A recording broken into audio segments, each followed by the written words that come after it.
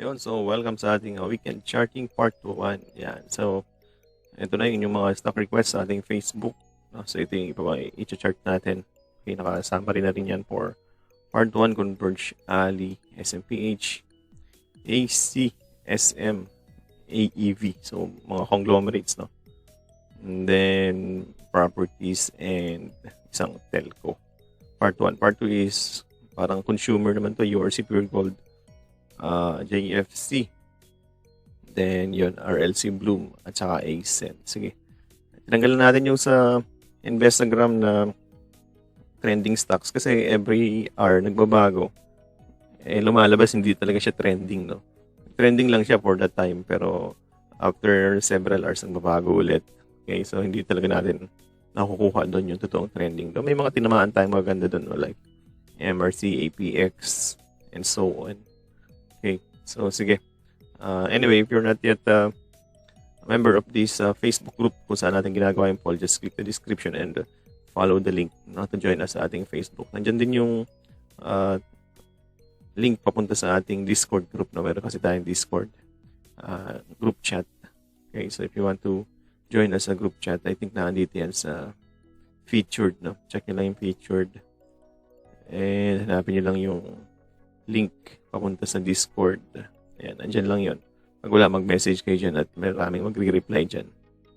Okay. So, yun. Start tayo with Converge. Ayan. Converge. So, alam nyo na ba ang dahilan kung bakit siya umaakyat? Ayun. Ito pa rin yung drawing natin. Hindi pa rin nawawala. At so far is happening. No? So, bottom out, no? Nag-bottom out na and trying to make a rally. 18 sa technicals ang resistance. Currently is just 14 pa lang. So, hahabol pa ba? Mahirap na humabol dyan. Pero technically, yan ang resistance niya, no?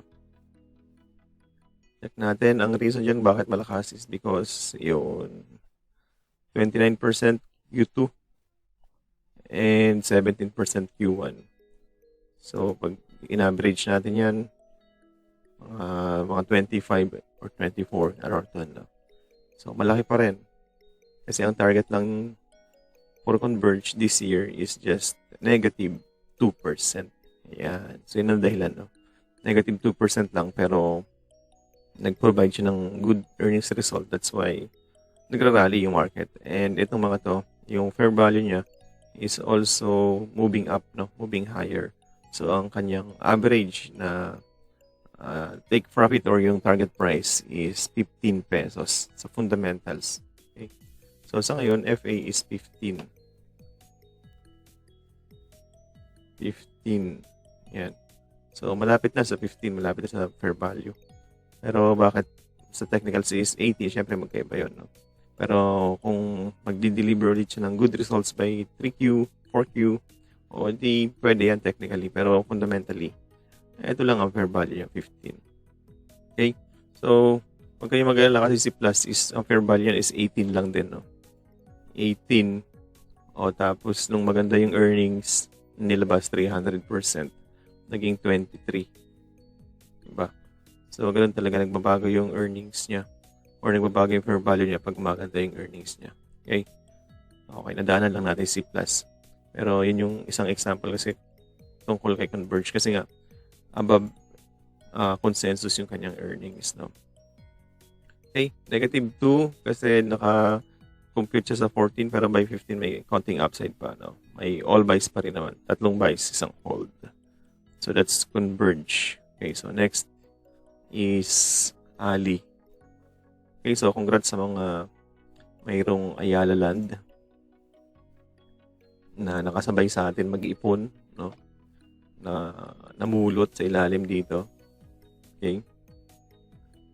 Lately lang yan, no? Nung nagkaroon lang ng I think ito yung sa panic about sa Japan. Pero yan, kung nakapulot kayo dyan, sabay-sabay sa Discord, di yun. O di gain na agad, di ba? 17%. Okay. And ang magandang nangyari kay Ali is nag-breakout siya dito. Yan. Breakout siya dyan. suit natin. Yun, no? Okay, so good breakout. And yun nga, no? It will be tested. Next resistance niya kasi is 34. Pero of course, kailangan mo nang i-test itong 31.75 or yung previous breakout bago tuloy-tuloy na umakyat doon, no? Okay, so kung gusto niyo mag-re-entry, yan ang magandang buy point, no? 31. Okay, may bala pa ba to? 5% lang ang earnings niya. Check natin, Ali. Ayun, 5% lang siya, Q&Q. Year on year is 20% na. Pero ang target sa kanya is 11 lang. This is somehow just behind consensus, no? Si Ali. Okay, behind consensus to. Kasi pag chinek nyo to is 5 and 43. Ang laki kasi nung Q1, 43. Tapos biglang 5 lang. So mga, tama, Q1, Q is mga 20 lang yan. Okay. So next year is 12 din ang ina-assume sa kanya. So let's see kung kaya niya. Ang malakas talaga dito is yung buyback and yung dahil lumalaki yung buyback, no? Lumiliit yung float and yun, napupush yung price niya higher. Okay, kaya mapapansin nyo, konti lang yung foreign inflows niya, no? Dadalawang piraso lang halos, 2 araw lang. Okay, so yun ang maganda kay Ali. Pero at least may target pa rin kay Ali, no? May upside pa rin, which is 18% pa kasi ang kanyang target price is around 40. So, lampas pa ng 18. Okay, all buys or 3 buys, 1 hold. And yun lang, goods naman lahat. Undervalued pa rin. 18 times forward is 14. So cheap. Still si Ali. Okay, so yan ang target. 34 hanggang 37. Pero 34 muna and then retest. So yan, magandang entry point yan. Next. So next natin is SMPH. Yan, SMPH. So, naiwan ni Ali, no? Yun nga, kasi ang difference niya is malaki pa rin yung float ni SMPH and walang buyback kasi, no? Yun. Bangga, SMA 200. So, hindi rin maganda yung last 2 candles niya. Ayan, wala rin masyadong foreign inflows. Pero maganda naman yung mga MACD. So, I think, no, kung mabigat itong 30, 31, then balik yan dito. Then yun ang range. Okay, so if you want to re-enter sa SMPH, yan ang ating magandang entry point, no? 29, yan, 29. Pwede bang magbigay? Yes, pwede magbigay. Ayan, nagsisimula pa lang yung kanyang rally. Check natin dito. SMPH, ayun, in line with consensus din ang earnings. 13, 12, halos konti lang. 28% upside, target price is damay 40 din, no? 40. Ito, all buys and 2%. So far, so good si SMPH. Yan.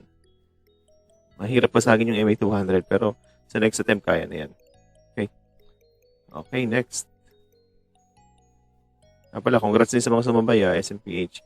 Yan lang naman ang binibigay lagi sa mga nasa Discord, no, yung mga picks natin. At sila sa kanila na ang choice kung alin ang pipili nila. Pero sa mga pumili kay Ali during the sell-off, yun, congrats, you have 10% gain. And gabala, if you want to join us sa Discord premium group, no, so we have yung mga guidance na ganyan. So we have a course na tuturuan namin kayo, no, how to trade. Yan. Ang kasama dyan is yung macroeconomics, market theories, index forecasting, and so on. Okay, bottom picking, trades, rebalancing. And yung real-time guide na kung ano yung gagawin namin, kung ano yung mga updates ng market, at kung may question kayo, so may inclusion yan na support group. Okay, so doon nyo kami makakausap ng directly. So join us sa ating FA course. At yan, ngayon yung harvest time again. So, kikita ka na, natututo ka pa. And yung tuition is bawing-bawi sa mga picks na nakukuha natin, sa mga play na napoprovide natin. Okay? So, yun lang. If you want to join us, so, sundan nyo lang tong link na to, no? Nasa baba ang link ng Facebook. And hanggang Friday na lang or Saturday, August 18, ang early bird. So, abot pa kayo. Magpa-reserve na kayo kung gusto nyo mag-enroll para makakuha nyo yung early bird rate. Otherwise, is doon tayo sa regular. Start ng classes natin is August 24, next week na. Okay, so we're excited to start, no? At para natuto ka na, kumikita ka pa. Okay? At bawiin natin yung mga losses nyo. Yan. Next natin, SMPH AC, conglomerates naman, AC. AC, so far, umakyat din sa tagal-tagal ng panahon. Yun, takot lang talaga kay AC dahil sa kanyang mga overhang, no? Pero dahil di nagpaparamdam si Mitsubishi, di rally muna, no? Pero once na magparamdam, di bentahan agad. Okay din naman, no? Kasi kung magparamdam na si Mitsubishi, that's actually a good entry point.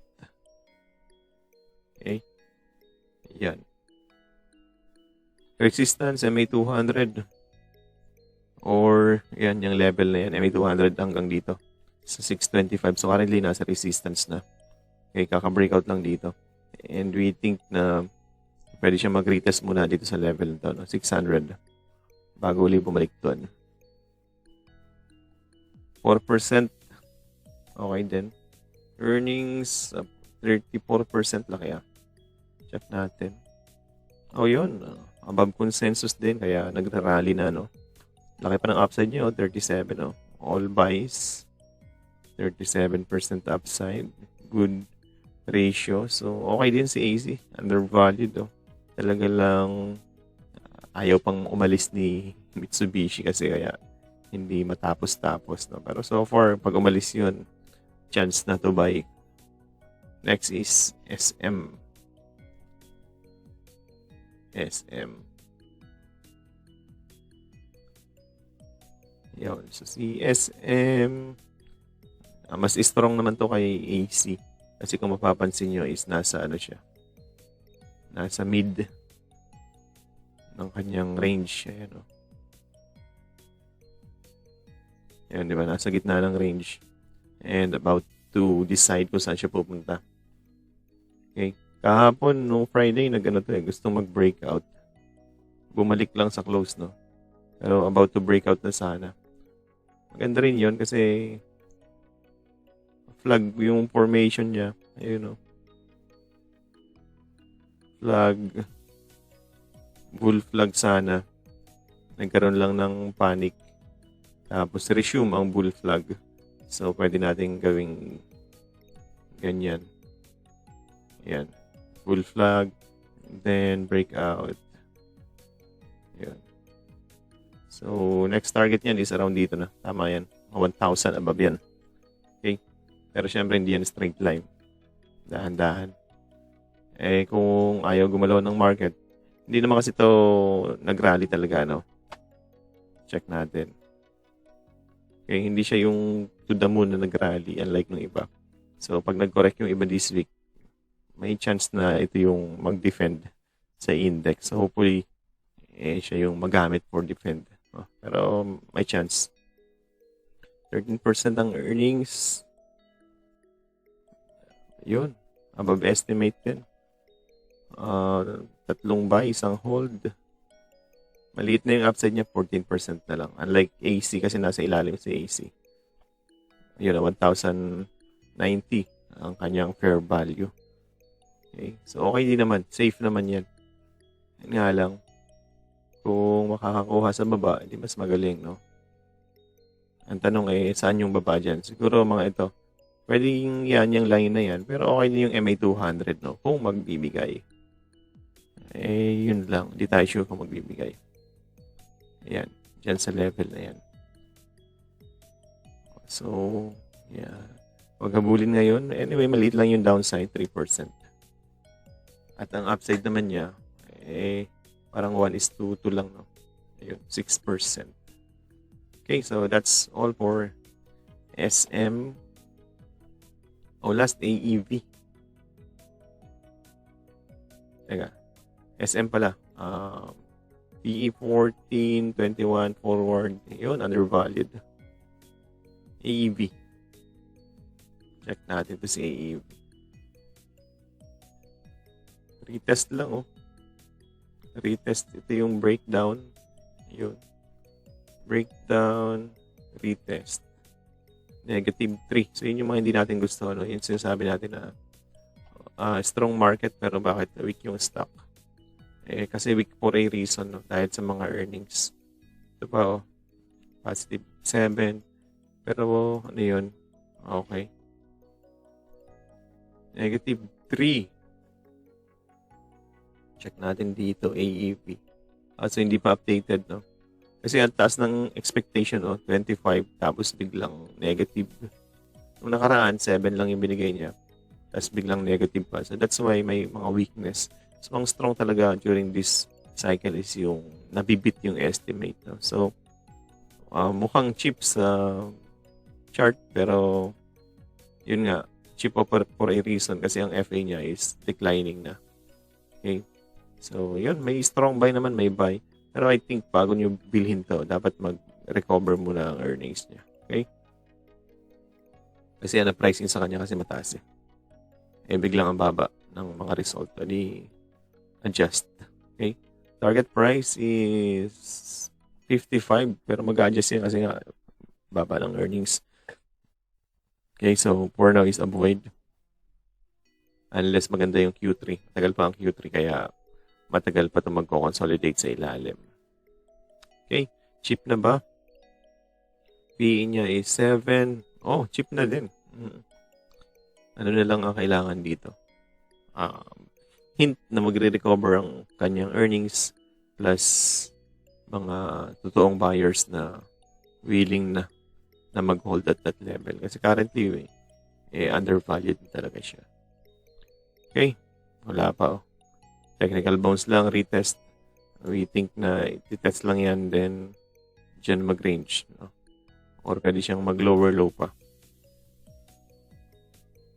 Okay, so that's all for part 1. Thanks for watching. Mamaya, part 2 naman tayo. Meron pa tayong 6 stocks na pag-uusapan. Okay? So, yun. Kung may natutunan at parang interesting, then feel free to share this video sa mga friends and group chat ninyo.